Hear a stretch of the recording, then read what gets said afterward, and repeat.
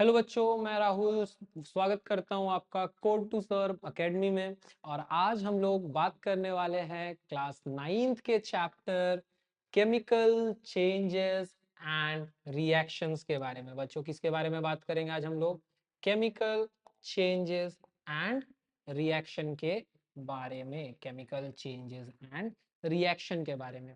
तो आज बच्चों जब हम लोग पढ़ेंगे केमिकल चेंजेस एंड रिएक्शन के बारे में, तो क्या क्या पढ़ने वाले हैं आज हम लोग बच्चों? आज हम लोग पढ़ेंगे सबसे पहले तो टाइप्स ऑफ केमिकल चेंजेस के बारे में, जैसे कि direct combination, decomposition, displacement, double displacement. और पढ़ेंगे कि किस तरीके से ड्यूरिंग अ केमिकल चेंज क्या चेंजेस, क्या एनर्जी में चेंज देखने को मिलता है, जैसे कि एक्सोथर्मिक रिएक्शन, इंडोथर्मिक रिएक्शन। और एग्जाम्पल्स भी देखेंगे जहां पे हमें एक्सोथर्मिक और इंडोथर्मिक रिएक्शन का अलग अलग एग्जाम्पल्स देखने को मिलेगा। ये बेसिकली ये सारे टॉपिक्स होने वाले हैं जो कि हम लोग मेजरली इस चैप्टर में कवर करेंगे। लेकिन बच्चों, इससे पहले कि हम लोग अपने मेजर टॉपिक्स के तरफ चले, ठीक है, जहां हम लोग समझेंगे केमिकल चेंजेस और रिएक्शन के बारे में, ठीक है, उससे पहले मैं आपको ये बताना चाहता हूँ। उससे पहले अगर मैं आपको बताऊं तो क्या ये topic chemical changes and reaction, क्या ये टॉपिक हमारे लिए नया है? जी नहीं, बिल्कुल नहीं, नया नहीं है। हम लोग throughout our early classes बात करते आए हैं कि हमारे वर्ल्ड में डिफरेंट काइंड ऑफ चेंजेस होते हैं। हमारे वर्ल्ड में क्या होते हैं बच्चों? डिफरेंट तरीके के चेंजेस देखने को मिलते हैं। चेंजेस यानी कि जैसे कोई चीज पहले किसी और तरीके की थी, या उसका कैरेक्टरिस्टिक्स कुछ और था, या उसकी खूबियों में कुछ चीजें नजर आ रही होंगी जो कि या तो बाद में बदल गई, या तो नजर नहीं आने लगी, या तो उसके जगह पर कुछ और दिखने लग गया। ऐसे चीजों को हम लोग चेंजेस कंसीडर करते हैं बच्चों।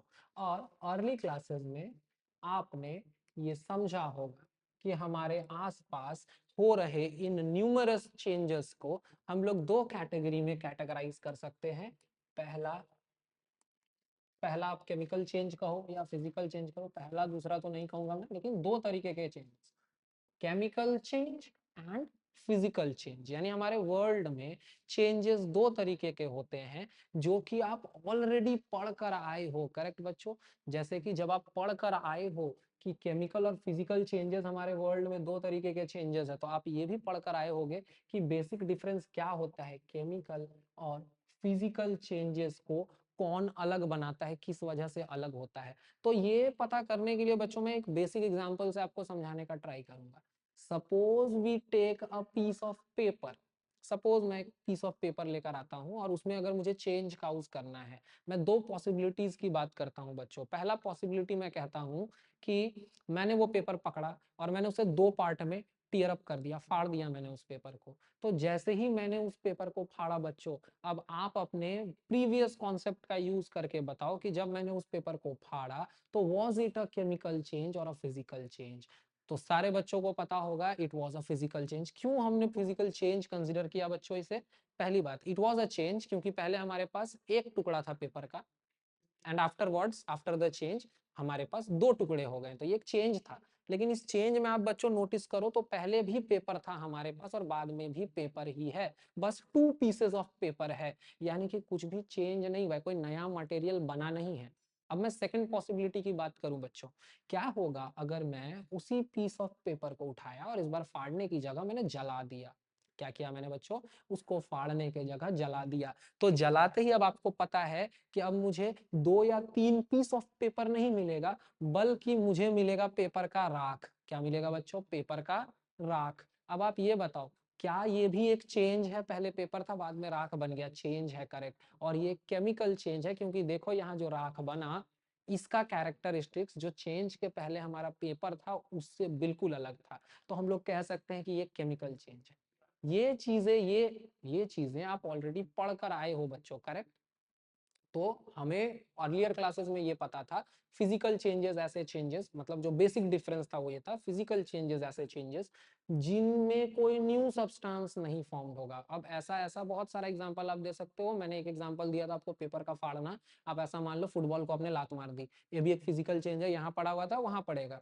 फुटबॉल को आपने फाड़ दिया, शीशे को आपने तोड़ दिया, पानी में चीनी मिला दिया, इनमें से कोई भी चेंज जो है वो केमिकल चेंज नहीं है बच्चों, क्योंकि कोई नया सब्सटेंस इनमें से किसी चेंज में नहीं बन रहा है। लेकिन वहीं अगर हम लोग कंपेयर करें वो पेपर को जलाना, या वैसे ही मैं और एग्जांपल्स दूं, ठीक है, पेपर का जलाना को छोड़ दो, अगर मैं बोलूं आपका ग्रोथ, आप पहले छोटे से बच्चे थे, धीरे धीरे धीरे आप बड़े होने लगे और आने वाले टाइम में बूढ़े भी हो जाओगे, तो ये सारा जो चेंज आपके बॉडी में आ रहा है, क्या ये महज एक फिजिकल चेंज है? क्या केमिकल लेवल पे कुछ आपके बॉडी पे बदल नहीं रहा है? एटॉमिक या मॉलिक्यूलर लेवल पर बदल रहा है, तो ये केमिकल चेंज है बच्चों। जैसे ग्रोथ हो गया, दही का फॉर्मेशन, कर्ड फॉर्मेशन, दूध से बनना, ये भी एक केमिकल चेंज है। रीजन, न्यू सब्सटेंस फॉर्म हो रहा है। दही के कैरेक्टरिस्टिक्स को देखो दूध के कंपैरिजन में, दूध खट्टा नहीं होता है, दूध थिक नहीं होता है, ठीक है, दूध में लैक्टोज होता है। अब कंपेयर करें अगर दही से, दही का गाढ़ापन ज्यादा, खट्टा टेस्ट,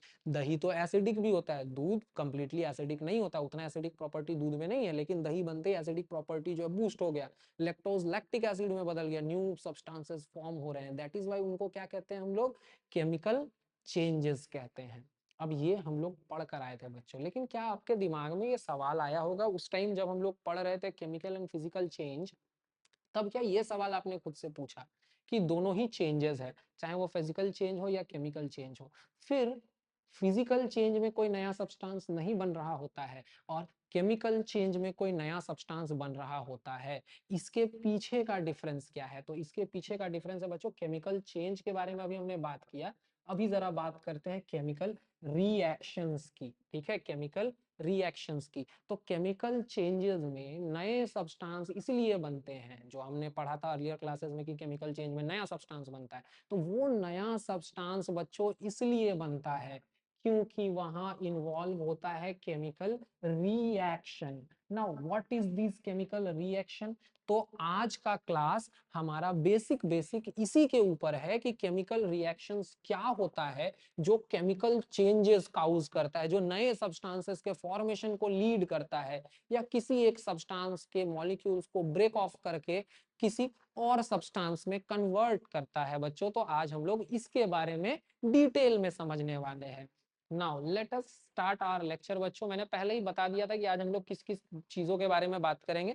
अगर मैं यहाँ बात करूं बच्चों, जो चीजें यहाँ लिस्टेड हैं, ये है very very important texts of the chapter. लेकिन अगर सिर्फ very very important texts of the chapter को ही सिर्फ डिस्कस करें, तो क्या ये पॉसिबल है कि हम लोग सारे पॉइंट्स को कोरिलेट कर पाए, एक के बाद स्टेप बाय स्टेप ऊपर बढ़ पाए? नहीं, उसके लिए हमें चाहिए कुछ कनेक्टिंग डॉट्स, कुछ पॉइंट्स जो इन डिफरेंट टॉपिक्स को आपस में कनेक्ट करें और थोड़ा बेसिक से समझने का ट्राई करें, ताकि जो बच्चे हमारे शार्प है, जो फास्ट लर्नर्स हैं, वो तो सीख ही जाएं, लेकिन जो स्लो लर्नर्स हैं उनके लिए भी यहाँ एक एडवांटेज देखने को मिले। So let us start from basics. सबसे पहले मैंने बताया कि केमिकल चेंजेस के पीछे का कारण chemical reaction, and now we are about to understand कि भाई ये केमिकल रिएक्शन क्या तोप चीज है जो कि केमिकल चेंजेस काउज करवाती है। तो देखिए मैंने डेफिनेशन के फॉर्म में यहाँ आपको क्या प्रोवाइड किया बच्चों? A chemical reaction is the process of breaking the chemical bonds of reacting substance, that is reactants, and making of new bonds to form new substance that are called products। अब अगर definition से कुछ भी समझ में नहीं आ रहा है बच्चों, तो बस इतना समझिए, chemical reaction is basically rearrangement of rearrangement of atoms and atoms atoms and molecules of a substance। ना मैंने यहाँ क्या कहा बच्चों? केमिकल रिएक्शन क्या है? केमिकल रिएक्शन एक ऐसा प्रोसेस है जिसमें कि जो नॉर्मल स्टेट होता है एटम्स और मॉलिक्यूल्स किसी भी कंपाउंड या किसी भी एलिमेंट में, जो नॉर्मली एग्जिस्टिंग एटम्स और मॉलिक्यूल्स है, उनका अरेंजमेंट चेंज हो जाता है। अब अगर मैं यहाँ बात करूं अरेंजमेंट चेंज हो जाता है से मेरा क्या मतलब है, तो इससे मेरा मतलब है कि जो पुराने केमिकल बॉन्ड्स होते हैं, वो पुराने केमिकल बॉन्ड्स टूट जाते हैं और उन पुराने केमिकल बॉन्ड्स के जगह हमें देखने को मिलता है नया बॉन्ड्स, नए न्यू बॉन्ड्स का फॉर्मेशन देखने को मिलता है। ये जो न्यू बॉन्ड्स का फॉर्मेशन है ये नए सब्सटेंसेस को बनाता है। पहले तो ये हुई बात डेफिनेशन की। डेफिनेशन को हम बेटर समझने के लिए बच्चों हमें एग्जांपल लेना होगा। एग्जांपल हम लोग किसी भी रिएक्शन से ले सकते हैं बच्चों। एक सिंपल रिएक्शन से हम लोग स्टार्ट करते हैं जिसको समझना काफी ज्यादा सिंपल है बच्चों। देखिए पहला एग्जांपल जो हम लोग यहाँ पर लेंगे वो एक सिंपल रिएक्शन का लेते हैं। Suppose we have NaOH। ठीक है, NaOH का नाम सभी को पता है बच्चों आप लोगों में से। अगर नहीं पता है तो मैं यहाँ बताता हूँ, और जिनको पता है वो टाइप करें। NaOH is sodium sodium hydroxide बच्चों, करेक्ट, सोडियम हाइड्रोक्साइड।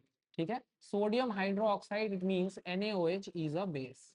इसके बारे में हमें पता है अर्लियर क्लासेस से कि ये एक बेस है। वैसे ही एक और इसके साथ हम लोग रिएक्ट करवाने के लिए कुछ लेते हैं बच्चों। Suppose we took HCl। क्या ले लिया बच्चों हमने? HCl। अब ये HCl के बारे में भी आपको पता है क्या है बच्चों? ये हाइड्रोक्लोरिक एसिड। और आपको पता है जब हम लोग NaOH जो कि एक बेस है उसको हम रिएक्ट करवाए हाइड्रोक्लोरिक एसिड जो कि क्या है? एक एसिड है, तो एज रिजल्ट हमें क्या मिलेगा बच्चों? ये आप बताओ। हमें मिलेगा एक सॉल्ट जिसका नाम है NaCl यानी सोडियम क्लोराइड। और साथ में क्या मिलेगा बच्चों? H2O। अब आपको अगर मैं ये रिएक्शन एक्सपैंड करके दिखाऊं तो आप केमिकल रिएक्शन का मीनिंग ही समझ जाओगे बच्चों। देखो NaOH की मैं अगर बात करूं तो क्या मैं बोल सकता हूं कि यहाँ एक सोडियम आयन Na+ आयन जो है वो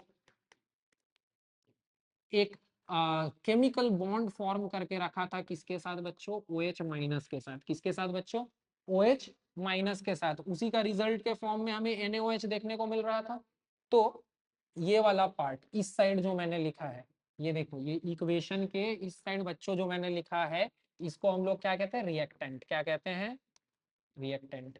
ठीक है, रिएक्टेंट यानी कि ऐसी चीजें जो एक रिएक्शन में पार्टिसिपेट कर रही हैं। और देखिए इधर ये HCl आपको दिख रहा है ना बच्चों, इस HCl को हम लोग क्या कह सकते हैं कि H+ आयन था जो कि एक केमिकल बॉन्ड बनाकर रखा था किसके साथ? Cl- के साथ। ऐसा कह सकते हैं बच्चों, हम लोग कह सकते हैं। Very good. और रिएक्शन के बाद हमें क्या मिल रहा है प्रोडक्ट साइड में बच्चों? प्रोडक्ट साइड में हमें क्या मिल रहा है? तो देखिए प्रोडक्ट साइड में we are getting NaCl। NaCl को क्या कह सकते हैं बच्चों? Na+ बोल सकते हैं। और ये Na+ बॉन्ड बनाकर रखा हुआ है किसके साथ बच्चों? Cl- के साथ। ऐसा बोल सकते हैं हम लोग Na+ और Cl-। और साथ ही साथ यहाँ जो H2O फॉर्म हुआ है बच्चों, ये H2O कैसे फॉर्म हुआ? 2H+ ions. ठीक है, या फिर इसको ऐसे ऐसे बोलिए H2O कैसे फॉर्म हुआ बच्चों? H2O फॉर्म हुआ H2O कैसे फॉर्म हुआ बच्चों? H2O फॉर्म हुआ कैसे? H2O को आप समझिए कि ये एक H+ आयन है जो कि बॉन्ड बनाकर रखा है किसके साथ? OH- के साथ। ऐसा समथिंग है बच्चों। अब आप देखो रिएक्शन से पहले Na का बॉन्ड किसके साथ था? OH के साथ, करेक्ट। रिएक्शन के बाद Na का बॉन्ड किसके साथ दिख रहा है बच्चों? Cl के साथ यानी क्लोरीन के साथ। तो ऐसा हम लोग कह सकते हैं कि ये बॉन्ड ब्रेक हुआ होगा, तब ये मॉलिक्यूल जो NaOH था वो प्रोडक्ट के साइड हमें नहीं दिख रहा है। तो देखिए breaking of old bonds, breaking of old chemical bonds या chemical bonds of reacting substance. इस साइड हमारा रिएक्टेंट था, इसका बॉन्ड टूट रहा है। देखिए ये प्रोडक्ट साइड हमें HCl भी नहीं दिख रहा है, यानी ये वाला बॉन्ड भी हमारा टूट गया होगा बच्चों। और बिल्कुल इसी तरीके से यहाँ जब प्रोडक्ट के साइड देख रहे हैं तो Na के साथ Cl दिख रहा है, जिसका कि Na और Cl का आपस में कोई बॉन्ड नहीं था। आप देखो तो रिएक्टेंट के साइड, यानी कि एक नया बॉन्ड का फॉर्मेशन भी में से कि एक नए बॉन्ड का फॉर्मेशन हुआ है बच्चों।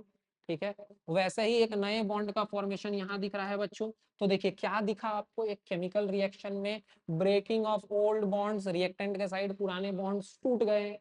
ठीक है, और प्रोडक्ट के साइड नए बॉन्ड्स बना लिए, जिसके वजह से आपको क्या देखने को मिला कि रिएक्टेंट्स जो थे जिनको हमने रिएक्ट कराया था उनके कंबाइन होने के वजह से एक ऐसा रिजल्ट मिला जहां पे न्यूअर बॉन्ड्स, और ड्यू टू न्यूअर बॉन्ड्स क्या दिख रहा है बच्चों? न्यू सब्सटेंसेस नजर आ रहे हैं। एनी प्रॉब्लम बच्चों? यहां तक आपको समझ में आ रहा होगा कि केमिकल चेंजेस के पीछे होता है केमिकल रिएक्शन। और केमिकल रिएक्शन क्या है? तो किसी भी कंपाउंड में या फिर केमिकल रिएक्शन में जो भी पार्टिसिपेट करने वाले सब्सटेंसेस यानी कि जो रिएक्टेंट्स होते हैं उन रिएक्टेंट्स के पुराने बॉन्ड्स में रीअरेंजमेंट, पुराना स्ट्रक्चर रीअरेंज होकर के एक नए बॉन्ड फॉर्मेशन के साथ नया स्ट्रक्चर शो करता है बच्चों, और उसको कहते हैं प्रोडक्ट। और क्योंकि बॉन्ड नया है, अरेंजमेंट नया है, तो बॉन्ड और अरेंजमेंट के नए होने के वजह से इनके प्रॉपर्टीज भी क्या नजर आते हैं बच्चों, अलग प्रॉपर्टी देखने को मिलता है। लाइक अगर मैं यहाँ प्रॉपर्टी कंपेयर करूं तो आपको अभी मैंने कहा था कि ये एक बेस है, ये एक एसिड है, लेकिन आपको ये पता है कि ये जो सॉल्ट है ये कैसा है, ये सॉल्ट न्यूट्रल देखने को मिलता है हमें। वैसे ही ये वाटर भी क्या होता है, ना ही एसिडिक है और ना ही बेसिक है, ये भी न्यूट्रल कंपाउंड है बच्चों। तो चेंज इन कैरेक्टरिस्टिक्स आया। अगर मैं बोलूं इसका टेस्ट कैसा होता है बच्चों, खट्टा होता है, सौर होता है, इसका टेस्ट, सॉरी, इसका टेस्ट कैसा होता है बच्चों, सौर होता है। और ये क्योंकि एक बेस है तो इसका टेस्ट कैसा होगा बच्चों, बीटर होगा। लेकिन NaCl का टेस्ट कैसा होता है बच्चों, आपको पता है कैसा होता है, सलाइन, सॉल्टी। ये तो सॉल्ट है ना जो हम लोग कॉमनली खाते हैं, तो इसका टेस्ट सलाइन है। न्यूअर प्रॉपर्टीज दिख रहा है बच्चों। वैसे ही H2O, ये तो बेचारा टेस्टलेस है, कोई टेस्ट होता ही नहीं है। ऐसा कहा जाता है पानी साफ है या नहीं इसका पता कैसे चले, तो साफ पानी में ना रंग होता है, ना स्मेल होता है, ना टेस्ट होता है। यानी कि fit clear drinking water is what, a water having no odour, no taste and no colour. ऐसे ही पानी को हम लोग मान सकते हैं कि वो पीने लायक पानी है। तो एक्चुअली प्योर वाटर टेस्टलेस होता है। तो देखिए चेंज ऑफ प्रॉपर्टी भी काफी सिंपली आपको नजर आ रहा होगा, केमिकल प्रॉपर्टीज भी बदल गया, थोड़ा बहुत फिजिकल प्रॉपर्टीज में भी चेंज आ चुका है। अच्छा बच्चों, यहाँ बार बार हम लोग नाम किसका ले रहे थे, केमिकल बॉन्ड का। किसका नाम ले रहे थे हम लोग बार बार, केमिकल बॉन्ड का। केमिकल बॉन्ड क्या होता है, तो केमिकल बॉन्ड एक ऐसा फोर्स है जो अलग अलग एटम्स को, ठीक है, किसी भी मॉलिक्यूल में अलग अलग एटम होते हैं ना, जैसे एग्जांपल के लिए मैं बात करूं तो एक NaCl हो गया हमारा मॉलिक्यूल, एक मॉलिक्यूल और हम लोग ले लेते हैं बच्चों CH4, जिसको हम लोग क्या कहते हैं, मीथेन। ठीक, ये एक NaCl है, ये मीथेन है, तो ये दो एग्जाम्पल समझेंगे। ठीक, अच्छा अब यहाँ पे आप देखो तो ये दोनों मॉलिक्यूल्स है बच्चों, और इन मॉलिक्यूल्स में आप देखो तो डिफरेंट एटम्स है। यहाँ सोडियम एटम है, यहाँ क्लोरीन एटम है, यहाँ कार्बन एटम है, और यहाँ हाइड्रोजन एटम है। तो उनमें से कि ये NaCl सोडियम और क्लोरीन के एटम से बना है, CH4 यानी मीथेन कार्बन और हाइड्रोजन के एटम से बना है। आप देखो तो ये सारे एटम्स एक साथ कंबाइंड फॉर्म में है, यानी मॉलिक्यूल के फॉर्म में है। तो कोई तो होगा ना जिसने सोडियम और क्लोरीन को एक साथ होल्ड करके रखा हुआ है ताकि वो मॉलिक्यूल के फॉर्म में हो। कोई तो होगा ना जिसने कार्बन और इन चार हाइड्रोजन्स को एक साथ पकड़ कर रखा हुआ है, एक जगह रखा हुआ है ताकि वो मॉलिक्यूल के फॉर्म में हो। तो ये जो फोर्स है जो डिफरेंट एटम्स या the different constituent atoms of a molecule को एक साथ होल्ड करके रखते हैं बच्चों, इसी फोर्स को हम लोग क्या कहते हैं, इसी फोर्स को हम लोग कहते हैं केमिकल बॉन्ड। आगे आप ये भी पढ़ोगे बच्चों, मैं अगर आपको ऐसे थोड़ा एक्स्ट्रा में अगर बता दूं, आगे आप ये भी पढ़ोगे केमिकल बॉन्ड्स जो हैं, ठीक है, वो न्यूमरस काइंड्स के होते हैं। केमिस्ट्री में आप डिफरेंट केमिकल बॉन्ड्स के बारे में पढ़ोगे बच्चों, ठीक है। उन सारे ही केमिकल बॉन्ड्स में से ऐसे कुछ केमिकल बॉन्ड्स जो कि हमें 9th 10th में हमसे मुलाकात होने वाली है, वो कुछ केमिकल बॉन्ड्स कौन है बच्चों। तो first one is ionic bond, थोड़ा सा बस इंट्रोडक्शन के लिए मैं बता रहा हूँ। And second one is covalent bond, ठीक है। ये दो बॉन्ड्स ऐसे हैं जो कि क्लास 10 तक हमें आ जाता है पढ़ने में, ठीक है, आयोनिक बॉन्ड और कोवेलेंट बॉन्ड। तो बस इतना याद रखिए, आयोनिक बॉन्ड्स में ना आयंस का फॉर्मेशन इन्वॉल्व होगा, आयंस इन्वॉल्व होगा, यानी कि यहाँ नेगेटिव आयन भी बनेगा और पॉजिटिव आयन भी बनेगा। और आपको मालूम है कि negative and positive ions oppositely charge होते हैं, और अपोजिट चार्ज नेचर के वजह से ये दोनों क्या करते हैं, एक दूसरे को अट्रैक्ट करते हैं, जिसके वजह से एक बॉन्ड फॉर्म होता है, और उसको कहते हैं हम आयोनिक बॉन्ड, ठीक है। जैसा कि अभी हम लोग NaCl में देख पा रहे थे, NaCl की बात जब मैंने की थी तो वहां Na+ होता है और Cl- होता है। ये अपोजिट चार्ज है जिसने इस सोडियम और क्लोरीन के एटम को एक साथ होल्ड करके रखा हुआ है और NaCl का फॉर्म दिया हुआ है इसको। तो दिस वाज आयोनिक बॉन्ड।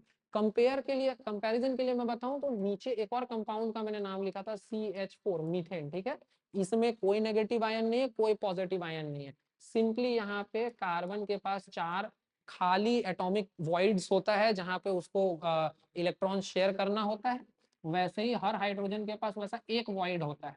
और इसी कोइंसिडेंस के वजह से ऐसा देखने को मिलता है कि जब 4 हाइड्रोजन्स एक कार्बन के साथ आ जाते हैं तो हर हाइड्रोजन का काम बन जाता है।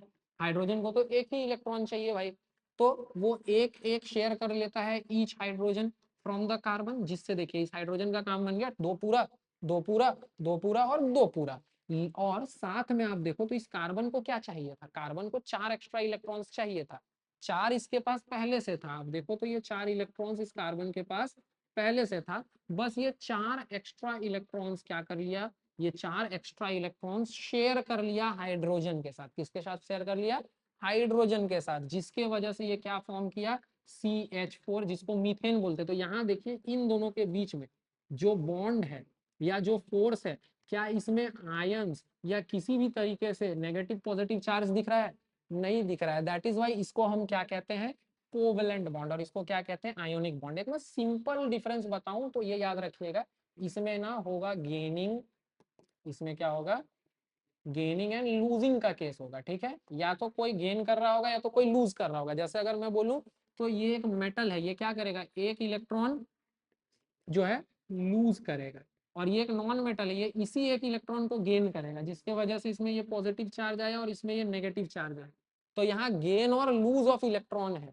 लेकिन आप अगर यहाँ देखो कोवलेंट बॉन्ड में, तो ना गेन है ना लूज है, बल्कि यहाँ क्या है, शेयरिंग ऑफ इलेक्ट्रॉन्स है। क्या है बच्चों, शेयरिंग ऑफ इलेक्ट्रॉन्स है। और इस शेयरिंग ऑफ इलेक्ट्रॉन के वजह से यहाँ कोई चार्ज नहीं आता है। अगर मैं सिंपली आपको समझाना चाहूँ डिफरेंस की शेयरिंग लूजिंग गेनिंग में क्या है, तो सपोज कि आप 2 फ्रेंड्स एक साथ बैठ करके अपना होमवर्क कर रहे हो, ठीक है। एंड आपका होमवर्क करने के लिए आपको ब्लैक एंड ब्लू पेन दोनों की जरूरत है, ठीक। और कंडीशन कुछ ऐसा है कि आप दोनों में से दोनों ही के पास दोनों पेन्स नहीं है, बल्कि आपके पास ब्लू पेन है और आपके दोस्त के पास ब्लैक पेन है। अब आपको होमवर्क करना है और आप दोनों को ही ब्लैक और ब्लू पेन की जरूरत है, ठीक। अब देखो अगर आयोनिक बॉन्ड वाला केस बताऊं, तो आयोनिक बॉन्ड वाले केस में या तो आपका फ्रेंड या आप दोनों में से जो ज्यादा पावरफुल होगा बच्चों, वो जोर लगाएगा और पेन छीन लेगा। पेन छीन लेगा तो उसको होगा गेन। मान लीजिए आपके दोस्त ने आपसे पेन छीन लिया, अब उसके पास ब्लैक और ब्लू दोनों पेन हो गया बच्चों, उसका होमवर्क बन जाएगा। आपका हुआ लॉस, उसका हुआ गेन। लेकिन सपोज करो एक दूसरे केस पर आ जाते हैं जहां आप दोनों की दोस्ती अच्छी है, तो आप दोनों म्यूचुअली ये डिसाइड करते हो बच्चों कि एक काम करो, होमवर्क मिलकर करते हैं। जब तुम आंसर लिखोगे मैं क्वेश्चन लिख लूंगा ब्लैक पेन से, और जब तुमको क्वेश्चन लिखना हो तो मैं आंसर लिख लूंगा ब्लू पेन से, ठीक। This was sharing. शेयरिंग में क्या हो रहा है, तो यहाँ क्या, किसका लॉस किसका गेन, किसी का नहीं, दोनों का काम बन गया।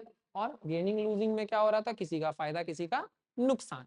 तो ये this was ionic bond, this is covalent bond. I hope कि अब आपको ये कॉन्सेप्ट थोड़ा बेटर समझ में आया होगा, ठीक है। तो केमिकल बॉन्ड हम लोग समझ गए बच्चों। केमिकल रिएक्शन क्या होता है, इसका इंट्रोडक्शन भी एक कम से कम एग्जाम्पल से समझ गए हम लोग। एक से ज्यादा एग्जाम्पल्स अभी और हम लोग आगे आते आते बहुत सारे एग्जाम्पल्स डिस्कस करेंगे, ठीक है। नाउ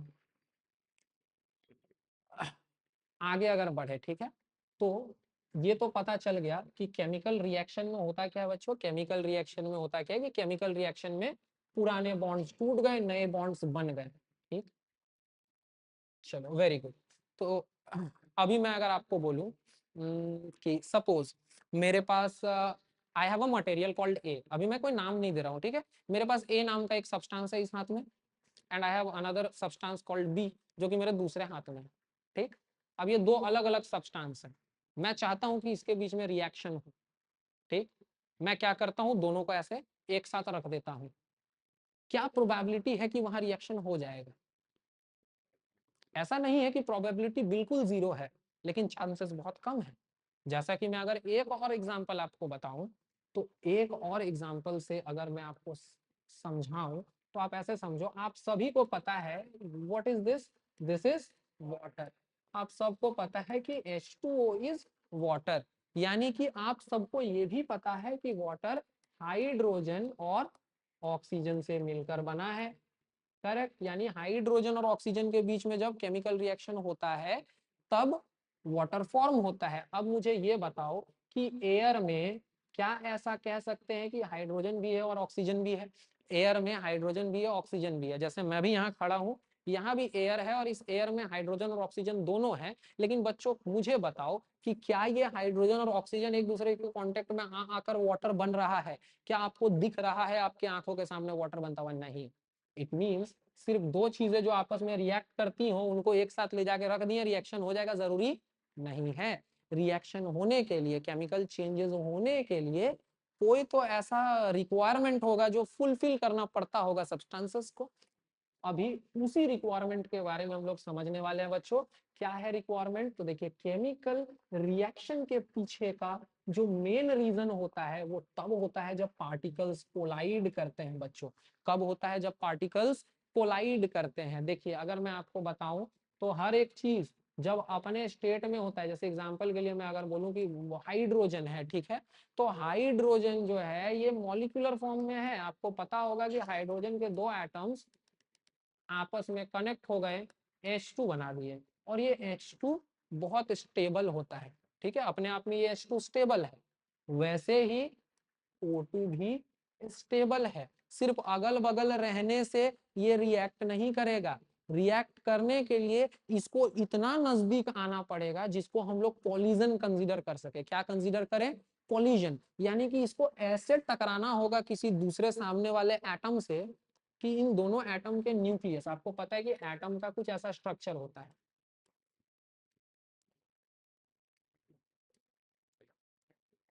अगर मैं रैंडमली कोई भी एटम ले लूं, यहाँ नंबर ऑफ इलेक्ट्रॉन्स मत काउंट करने लग जाना बच्चों, मैं यहाँ रैंडमली कुछ भी ले रहा हूँ। सपोज मैं बोलूं कि इन दोनों एटम्स के बीच में रिएक्शन होगा। रिएक्शन होगा यानी ये भी अपने आप में स्टेबल है, ये भी स्टेबल है। और स्टेबिलिटी का कारण क्या है कि यहाँ सेंटर में जो न्यूक्लियस है वो सभी को अट्रैक्ट करके रखा हुआ है अपने तरफ। करेक्ट, जिसके वजह से ये पूरा स्टेबिलिटी मेंटेन्ड है।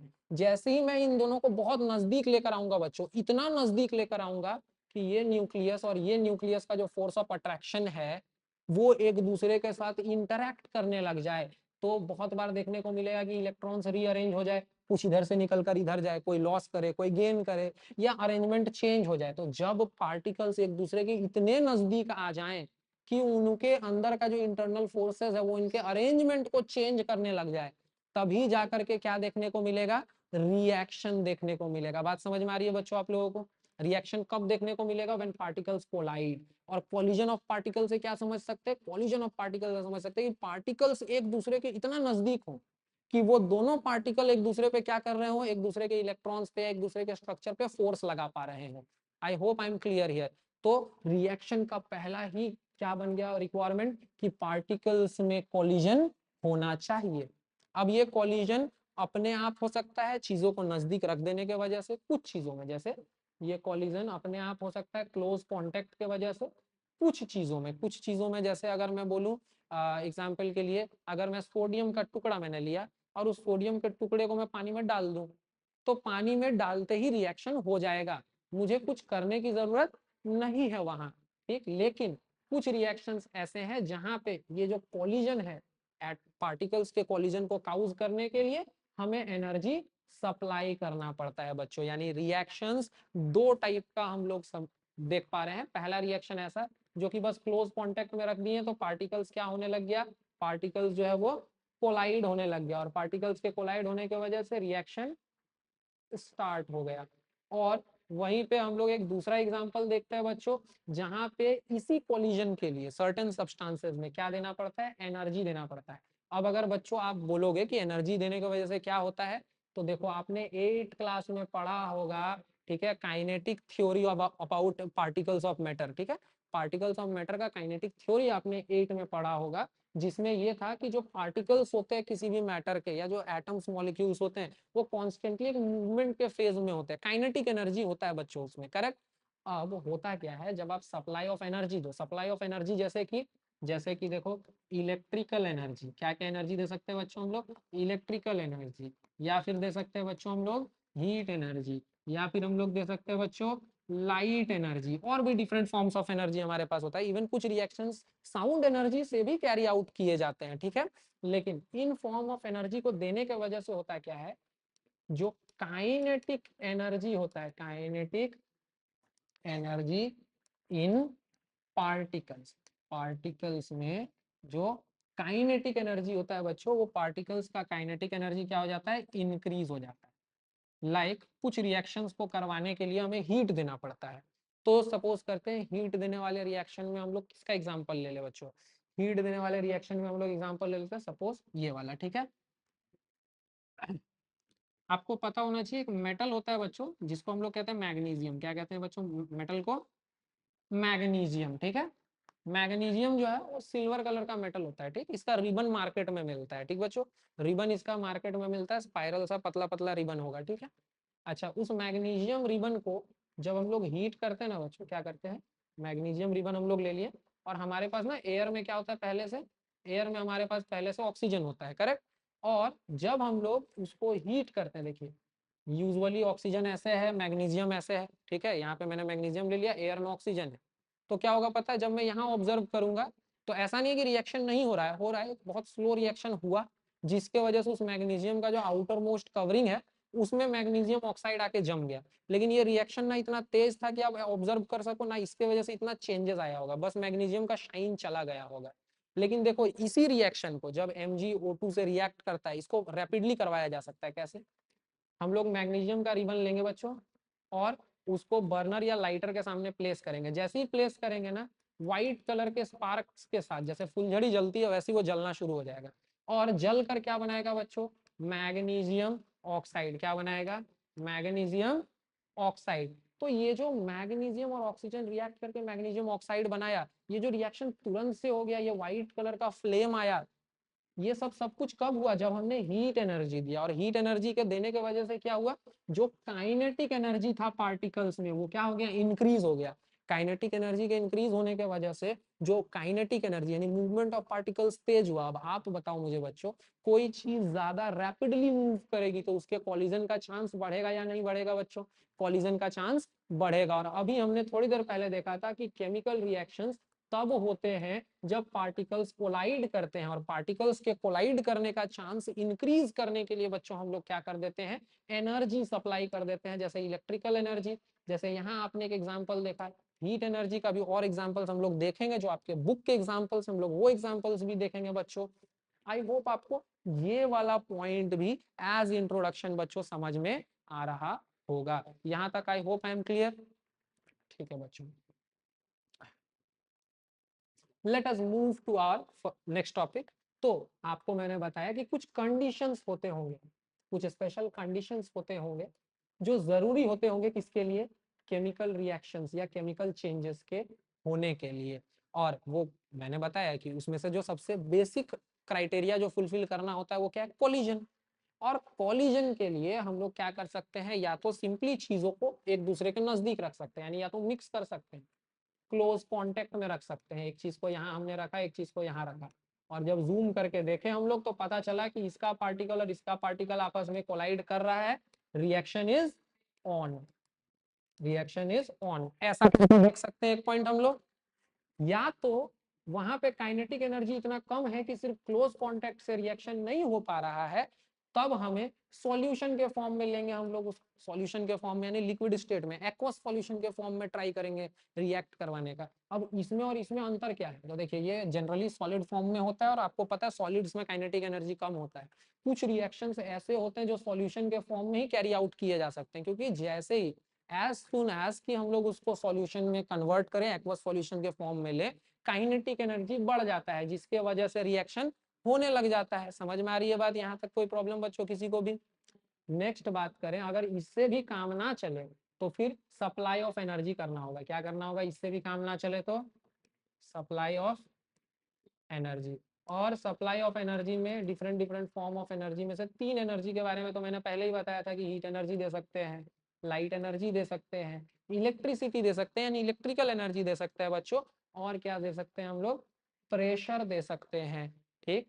प्रेशर जो है वो दे सकते हैं। और लास्ट में आता है कैटलिस्ट। कैटलिस्ट एक बड़ा इंटरेस्टिंग पॉइंट है बच्चों, जिसके बारे में हम लोग बात करेंगे आगे, ठीक है।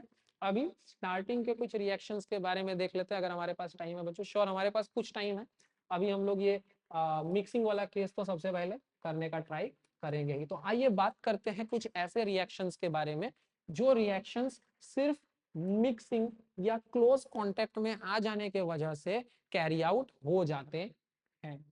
तो हियर वी हैव बच्चों हमारा पहला रिएक्शन, ठीक है, यानी कि कुछ ऐसे चीजें जिनको कि सॉलिड स्टेट में ही अगर एक दूसरे का अगल बगल रख के यानी मिक्स कर दिया जाए तो बस मिक्स करने भर से रिएक्शन इनिशिएट हो जाता है और रिएक्शन हो जाता है। तो देखिए बच्चों, पहला रिएक्शन आपको इसमें क्या दिख रहा है, आयोडीन जो है वो रिएक्ट करता है फोस्फोरस के साथ टू एक्सप्लोड जब हम लोग क्लोज कांटेक्ट में उसको लेकर आते हैं। यानी आयोडीन को जैसे ही फोस्फोरस से क्लोज कांटेक्ट में लेकर आए, कुछ एनर्जी देने का जरूरत नहीं पड़ा, क्लोज कांटेक्ट में आया नहीं कि रिएक्शन चालू, और ये रिएक्शन इतना रैपिडली होता है कि एक्सप्लोजन काउज कर देता है। समझ में आ रही है बात, एक्सप्लोजन काउज कर देता है। एक और रिएक्शन बच्चों मिक्सिंग का ही आपको यहाँ पे मैं अगर दिखाऊं तो देखिए, दिस इज PbNO3 का होल 2, PbNO3 होल 2, इसको हम लोग क्या कहते हैं बच्चों, लेड नाइट्रेट। क्या कहते हैं, लेड नाइट्रेट। लेड नाइट्रेट जो है एक व्हाइट कलर का कंपाउंड होता है। जब लेड नाइट्रेट के क्रिस्टल्स को, लेड नाइट्रेट अगर मैं आपको बताऊं तो इट इज अ सॉल्ट। आपको क्या याद रखना बच्चों, ये क्या है, एक तरीके का सॉल्ट है। तो लेड नाइट्रेट नाम के सॉल्ट को, जो कि सॉलिड फॉर्म में होता है, जब हम लोग के आई यानी कि बच्चों पोटेशियम आयोडाइड, मैं नाम लिख देता हूं बच्चों ताकि आपको कंफ्यूजन ना हो, PbNO3 इसको हम लोग बोलते हैं लेड नाइट्रेट, और वहीं Ki इसको हम लोग बोलते हैं पोटेशियम आयोडाइड। ठीक है, जब लेड नाइट्रेट और पोटेशियम आयोडाइड ये दोनों ही व्हाइट व्हाइट कलर के सब्सटेंसेस होते हैं, व्हाइट क्रिस्टल्स, ये पोटेशियम आयोडाइड भी क्या है बच्चों, तो इसको भी याद रखना आप, this is also a kind of salt. जब इन दोनों सॉल्ट्स को रिएक्ट करवाते हैं तो वो भी जो है सॉलिड है, ये भी सॉलिड है, दोनों को रिएक्ट करवाते ही क्या होता है, रिएक्शन, और रिएक्शन में एज अ रिजल्ट मिलता है सबसे पहले KNO3 जिसको हम लोग बोलते हैं पोटेशियम नाइट्रेट। क्या बोलते हैं बच्चों, पोटेशियम नाइट्रेट। अब ये जो पोटेशियम नाइट्रेट है इसके साथ एक और चीज यहाँ बनता है बच्चों, PbI2 जिसको हम लोग बोलते हैं लेड आयोडाइड। क्या बोलते हैं, लेड आयोडाइड। और ये रिएक्शन बड़ा स्पेशल बन जाता है अपने इस यूनिक कलर चेंज के लिए। आप देखो तो दो व्हाइट कलर के सॉलिड्स को हमने मिलाया था बच्चों, जो कि कौन कौन थे, लेड नाइट्रेट और हमारे पास पोटेशियम आयोडाइड था जिसको हमने मिलाया, जो कि दोनों व्हाइट कलर का था बच्चों, और उसके मिलने के वजह से क्या हुआ, उसके मिलने के वजह से बना पोटेशियम नाइट्रेट, साथ में PbI2 यानी लेड आयोडाइड जो कि येलो कलर का होता है बच्चों। तो ये आप देख सकते हो, अगेन दो चीजें, दोनों को बस आपस में हमने मिक्स किया, दोनों सॉलिड स्टेट में था, लेकिन इस लो काइनेटिक एनर्जी के होने के बावजूद भी ये रिएक्शन कैरी आउट होता है, और हमें एज रिजल्ट क्या मिलता है, लेड आयोडाइड जो कि येलो कलर्ड सब्सटेंस होता है। तो ये हमारे कुछ ऐसे रिएक्शंस के एग्जांपल थे जहां पे कि सिर्फ मिक्सिंग करने से यानी क्लोज कांटेक्ट में ही चीजों को बस रख देने से रिएक्शन कैरी आउट हो जाता है। एग्जाम पर्सपेक्टिव से बच्चों आप लोग ये ना कलर चेंजेस को बहुत इंपॉर्टेंस देना। मैं आपको बताता हूँ इस चैप्टर को पढ़ने का सही तरीका क्या है। इस चैप्टर को पढ़ने का तरीका, एक कॉन्सेप्ट हम लोग बिल्कुल बेसिक से समझ लें। हमें पता होना चाहिए केमिकल रिएक्शन क्या है, केमिकल इक्वेशन क्या है, कैसे लिखते हैं, क्या फॉर्मूलाज, क्या बेसिक कॉन्सेप्ट, और इन सब के साथ बच्चों हमें पता होना चाहिए ये जो बेसिक कलर चेंजेस दिख रहा है, ये जो एग्जांपल्स की मैं बात कर रहा हूँ, ये एग्जांपल्स आपको पता होना, याद रहना, और साथ ही साथ समझ में आया हुआ होना बहुत ज्यादा जरूरी है अगर एग्जाम पर्सपेक्टिव से मैं बात करूँ। ठीक है बच्चों, आई थिंक कि आज हमारे पास इतना टाइम है जिसमें हम लोग यहीं तक डिस्कस कर पाएंगे। तो एक बार मैं अगर क्विक रिकैप कराऊं तो आज हम लोगों ने क्या क्या सीखा बच्चों। आज सबसे पहले हम लोगों ने सीखा कि केमिकल चेंजेस जिसके बारे में हम ऑलरेडी पढ़ चुके हैं अर्ली क्लासेस में, ठीक है, ये केमिकल चेंजेस क्या है एक बार हमने रिकैप किया, और फिर हमने समझा कि इन केमिकल चेंजेस के पीछे कारण कौन होता है, तो केमिकल रिएक्शन। केमिकल रिएक्शन के बारे में हमने समझा क्या होता है, कुछ एग्जाम्पल देखा, केमिकल बॉन्ड्स भी समझने का ट्राई करा बच्चों हमने, और आगे हमने सीखा आयोनिक बॉन्ड और कोवलेंट बॉन्ड के बारे में। उसके बाद हमने देखा कंडीशंस जो रिक्वायर्ड है फॉर केमिकल रिएक्शन। ये सारे स्क्रीन्स का आप स्क्रीनशॉट अगर लेना चाहो तो ले सकते हो, और बाकी आपको अपलोडेड कंटेंट में मिल जाएगा ये सारा चीज। So this was our page 7 जो हमने डिस्कस किया था, conditions necessary for chemical changes, जिसमें से आज हम डिस्कस कर चुके हैं बच्चों मिक्सिंग तक को। ठीक है, इसके आगे के टॉपिक्स को हम लोग नेक्स्ट लेक्चर से डिस्कस करने का ट्राई करेंगे। That was all for today's class, hope to see you in the next class बच्चों। Signing, this is Rahul signing out from Code to Serve Academy. Thank you, class.